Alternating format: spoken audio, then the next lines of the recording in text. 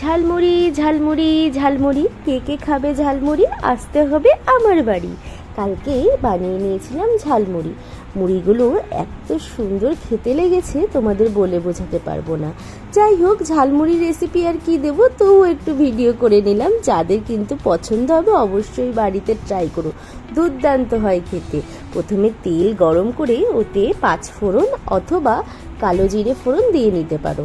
তারপরে দেবে একটু কারি পাতা ফোড়ন, একটুখানি নারকেল ভাজা করে নেবে।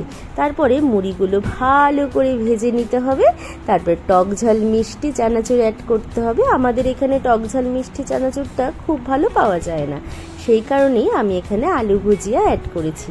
দিয়ে দিয়েছিলাম রোস্টেড পিনাট, আর সাথে চাইলে অবশ্যই কিন্তু চানাচুর অ্যাড করে নেবে। নিয়ে তারপরে দিয়ে দেবে টমেটো কুচি, পেঁয়াজ কুচি, একটু পারলে আদা কুচিও দিতে পারো। আমি এখানে স্কিপ করেছি আদা কুচিটা।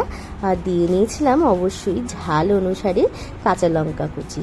আর টকের জন্য তো অবশ্যই লেবুর রস দিতেই হবে। আর যদি তোমাদের বাড়িতে আমড়া কুচি থাকে বা আমড়া থাকে, টক আমড়া, তো আমরাও অ্যাড করতে পারো। আর দিয়ে দেবে একটু আম তেল। আমি এখানে আম তেলটা স্কিপ করেছিলাম, যেহেতু আমাদের এখানে কেউ আম তেল অত ভালো বানাতে জানেও না, আর পাওয়াও যায় না অত ভালো, তো সেই কারণে আম তেলটা আর অ্যাড করা হয়নি। আর কাগজটাকে রোল করে একদম দোকানের স্টাইলে কিন্তু বানিয়ে নিয়েছিলাম। সবাই খুব সন্তুষ্ট হয়েছিল। আর সাথে একটু চা বা কফি হলে তো একদম জমে যাবে। তো তোমাদের কেমন লাগলো জানিও কিন্তু।